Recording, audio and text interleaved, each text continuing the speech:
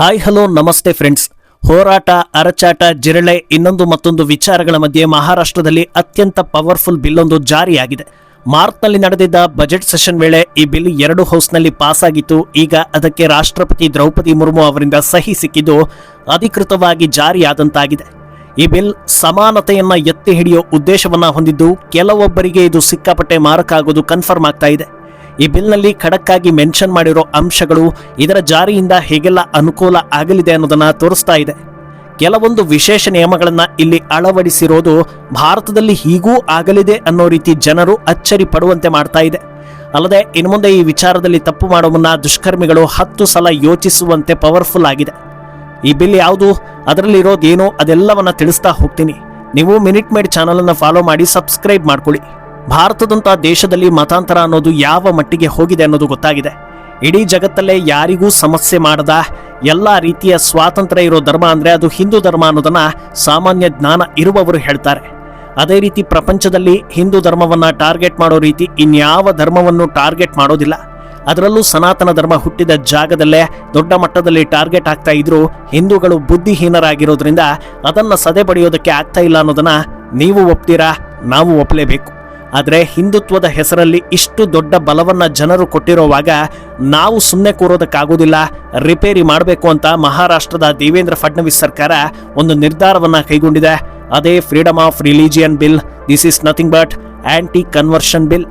ಮೊದಲಿಗೆ ಈ ಬಿಲ್ ಅಡಿಯಲ್ಲಿ ಯಾವುದನ್ನ ತಪ್ಪು ಅಂತ ಪರಿಗಣಿಸಲಾಗುತ್ತೆ ಹಾಗೂ ಅದಕ್ಕೆ ಶಿಕ್ಷೆಗಳು ಹೇಗಿವೆ ಅನ್ನೋದನ್ನ ತಿಳಿಸಿ ಬಿಡ್ತೀವಿ.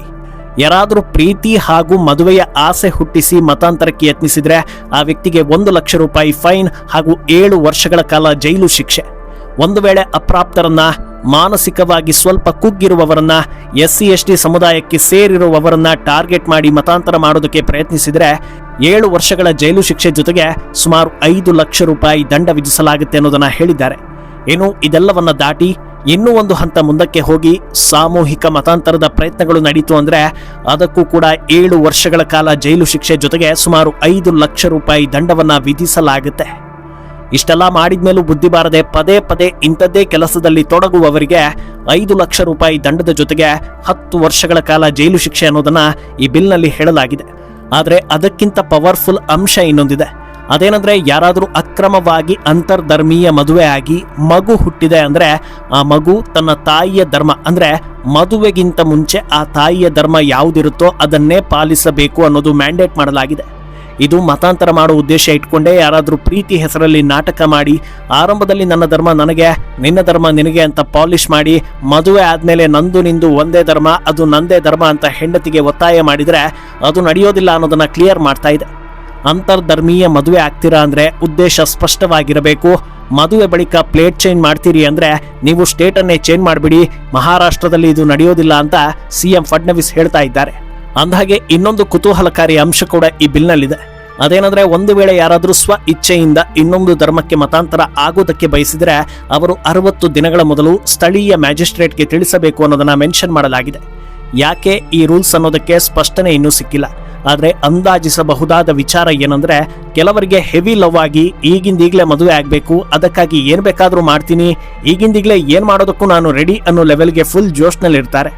ಅಂಥವರಿಗೆ 60 ದಿನಗಳ ಕಾಲ ಅವಕಾಶ ಸಿಕ್ಕಂತಿರುತ್ತೆ. ಅಷ್ಟರಲ್ಲಿ ತಮ್ಮನ್ನ ತಾವು ಇನ್ನೊಮ್ಮೆ ವಿಮರ್ಶೆ ಮಾಡಿಕೊಳ್ಳೋದಕ್ಕೆ ಟೈಮ್ ಸಿಕ್ಕಂತಾಗುತ್ತೆ. ಅದಾದ ಬಳಿಕವೂ ಮತಾಂತರ ಆಗಲೇಬೇಕು ಅಂದ್ರೆ ಅದು ಅವರವರಿಷ್ಟ. ಅಂದಹಾಗೆ ಈ ಬಿಲ್ಲನ್ನ ಯಾವುದೋ ಒಂದು ಧರ್ಮಕ್ಕೆ ಮಾಡಿರೋದಲ್ಲ, ಸಮಾನತೆ, ಜಾತ್ಯತೀತತೆಗೆ ಬೆಲೆ ಕೊಟ್ಟು ಎಲ್ಲರಿಗೂ ಅನ್ವಯ ಆಗೋ ಹಾಗೆ ಮಾಡಿರೋದು. ಅದರಿಂದ ಯಾರೂ ಅನಾವಶ್ಯಕವಾಗಿ ಟೆನ್ಷನ್ ಮಾಡ್ಕೊಳ್ಳೋ ಅವಶ್ಯಕತೆ ಇರೋದಿಲ್ಲ. ಕೇವಲ ಮತಾಂತರ ಮಾಡುವವರಿಗೆ ಮಾತ್ರ ಸಂಕಷ್ಟ. ಏನು ಇಂಥದ್ದೊಂದು ಪವರ್ಫುಲ್ ಬಿಲ್ ಮಂಡನೆಯಾಗಿ ಪಾಸ್ ಆಗಬೇಕು ಅಂದ್ರೆ ಅದು ಸುಲಭನಾ? ಯಾರೆಲ್ಲ ವಿರೋಧಿಸ್ತಾರೆ ಅನ್ನೋದು ನಿಮಗೆ ಆಲ್ರೆಡಿ ಗೊತ್ತಿರುತ್ತೆ. ಈ ಬಿಲ್ ಪಾಸ್ ಟೈಮ್ನಲ್ಲೂ ಕೂಡ ವಿಪಕ್ಷಗಳ ಕಡೆಯಿಂದ ಅತ್ಯಂತ ದೊಡ್ಡ ಮಟ್ಟದಲ್ಲಿ ವಿರೋಧ ವ್ಯಕ್ತವಾಗಿತ್ತು.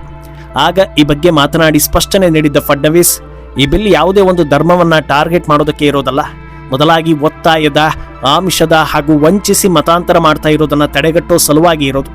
ಈಗಾಗಲೇ ಒಡಿಶಾ, ಗುಜರಾತ್, ಉತ್ತರ ಪ್ರದೇಶ, ಮಧ್ಯಪ್ರದೇಶ, ಹರಿಯಾಣ, ಕರ್ನಾಟಕ ಹಾಗೂ ಜಾರ್ಖಂಡ್ನಲ್ಲೂ ಇಂಥ ಕಠಿಣ ನಿಯಮವನ್ನ ತರಲಾಗಿದೆ ಅನ್ನೋದನ್ನ ಹೇಳಿದ್ರು.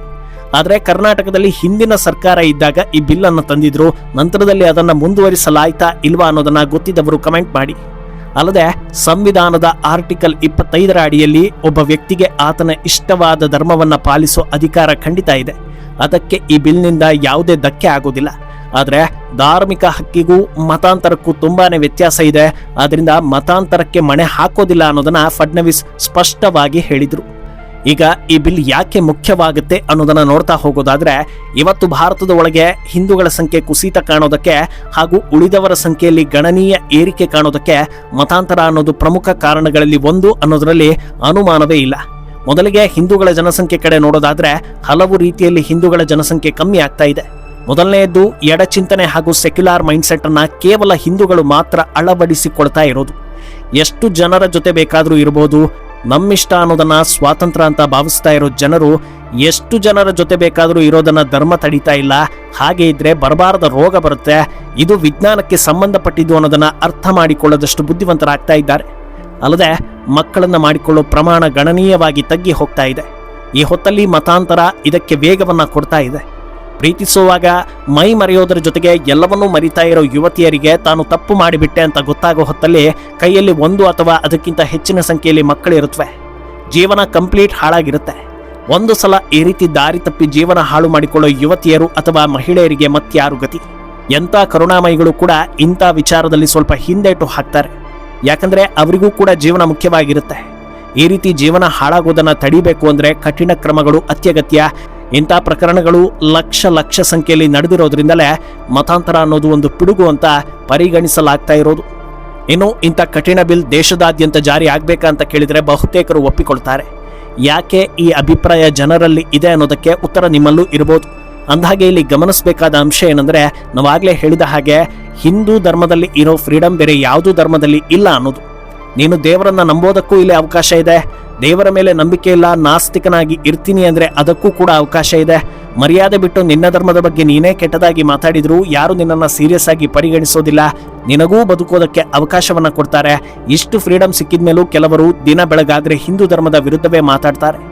ಅದಕ್ಕೂ ಕಾರಣ ಇದೆ. ಯಾಕಂದ್ರೆ ಕೆಲವರ ಜೀವನ ನಡೀತಾ ಇರೋದೇ ಅದರಿಂದ ಅನ್ನೋದು ಕೂಡ ಸತ್ಯ ಅಂತ ಜನ ಹೇಳ್ತಾರೆ. ಆದ್ರೆ ಇದೆಲ್ಲದರಿಂದ ಆಚೆಗೆ ಬಲವಂತ ಮತಾಂತರದಿಂದ ತಪ್ಪಿಸಿಕೊಳ್ಳೋದಕ್ಕೆ ಹೆಣ್ಣು ಮಕ್ಕಳು ಅಥವಾ ಇತರೆ ಜನರು ಹುಷಾರಾಗಿರ್ಬೇಕು ಅನ್ನೋದು ಅತ್ಯಂತ ಪ್ರಮುಖ ವಿಚಾರ. ಯಾರದೋ ಮಾತಿಗೆ ಮರುಳಾಗ್ತೀರಿ ಅಂದ್ರೆ ನಿಮ್ಮ ತಲೆಯಲ್ಲಿ ಏನಿದೆ ಅನ್ನೋ ಪ್ರಶ್ನೆ ಮೊದಲು ಹುಟ್ಟುತ್ತೆ. ನಂತರ ಬೇರೆಯವರನ್ನ ದೂರೋದ್ರಲ್ಲಿ ಅರ್ಥ ಇದೆ. ನಿಮ್ಮನ್ನೇ ನೀವು ಕಂಟ್ರೋಲ್ ಮಾಡಿಕೊಳ್ಳುವಷ್ಟು ಪ್ರಬುದ್ಧರಾಗಿಲ್ಲ ಅಂದ್ರೆ ಯಾರನ್ನ ದೂರಿ ಏನು ಪ್ರಯೋಜನ ಅನ್ನೋದು ವಾಸ್ತವ. ಸರ್ಕಾರಗಳು ಒಂದು ಲೆವೆಲ್ಗೆ ಜನರನ್ನ ಕಾಪಾಡಬಹುದು. ಒಂದು ಸಣ್ಣ ಹೆಜ್ಜೆ ಇಟ್ಟರೂ ಇನ್ನೊಬ್ಬರ ಸ್ವಾತಂತ್ರ್ಯಕ್ಕೆ ಧಕ್ಕೆ, ಮಾನವ ಹಕ್ಕು ಉಲ್ಲಂಘನೆ ಅಂತ ವಿರೋಧ ಬರುವ ದಿನಗಳಲ್ಲಿ ಅಳೆದು ತೂಗಿ ಸಾಧ್ಯವಾದಷ್ಟು ಯುವತಿಯರನ್ನ ರಕ್ಷಿಸೋ ಸಲುವಾಗಿ ಈ ಬಿಲ್ಲನ್ನು ತರಲಾಗಿದೆ. ಆದರೆ ಎಲ್ಲ ಸಂದರ್ಭದಲ್ಲೂ ನಮ್ಮನ್ನು ನಾವು ಕಾಪಾಡ್ಕೊಳ್ಬೇಕು ಅಂದ್ರೆ ಸಂಸ್ಕಾರ, ಸಂಸ್ಕೃತಿ, ಧರ್ಮ ಜಾಗೃತಿ ಮುಖ್ಯ ಅನ್ನೋದನ್ನ ಸಾಮಾನ್ಯ ಜ್ಞಾನ ಇರುವವರು ಹೇಳ್ತಾ ಇದ್ದಾರೆ. ಮುಂದೇನಾಗುತ್ತೆ ಅನ್ನೋದನ್ನ ಕಾದು ನೋಡಬೇಕು. ಈ ಸ್ಟೋರಿ ಬಗ್ಗೆ ನಿಮ್ಮ ಅನಿಸಿಕೆಯನ್ನ ಕಮೆಂಟ್ನಲ್ಲಿ ತಿಳಿಸಿ.